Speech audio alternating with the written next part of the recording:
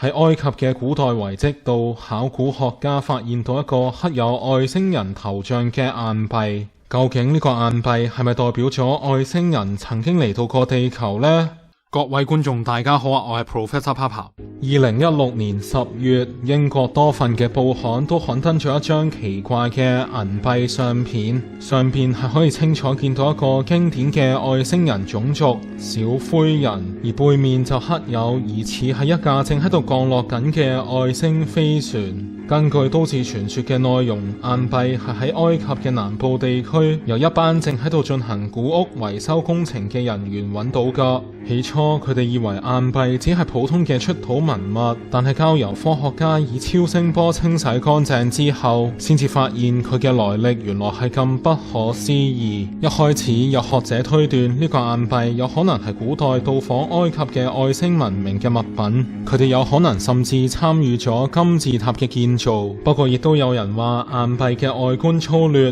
唔可能係由擁有高科技嘅外星人製造，亦都好難想象外星人仍然用緊硬幣呢種咁原始嘅交易媒介。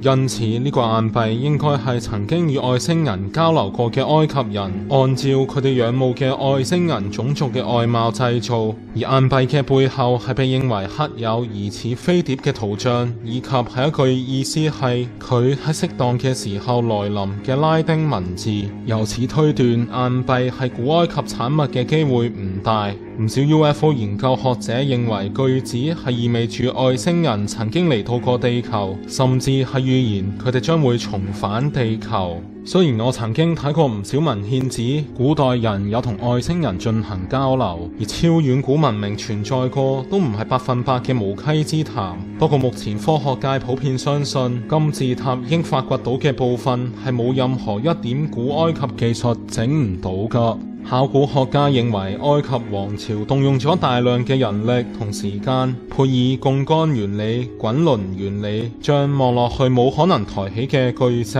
運到去建築工地，然後推上由沙土堆成嘅斜坡，一層一層咁樣將金字塔起好。外星貨幣嘅出土旋即喺歐美嘅硬幣收藏界掀起一場風波，好快就有外國嘅硬幣研究專家揾到呢個都市傳說嘅真相。原來以上嘅外星硬幣只係由一個印有古羅馬英雄安提諾烏斯嘅真實存在嘅硬幣改圖而成。證據就係兩個硬幣破損嘅位置都係完全一致㗎，而我亦都根據相片進行搜尋，一切證據都顯示都市傳說嘅始作俑者係一個澳洲嘅設計網站 Design Crowd 喺2011年4月舉辦嘅硬幣改圖比賽，而所謂嘅外星人硬幣就只係其中嘅優勝作品之一嚟㗎咋。嚟緊我係會整更多嘅影片，希望大家可以訂閱我嘅頻道或者上 Facebook 俾個 like 啦。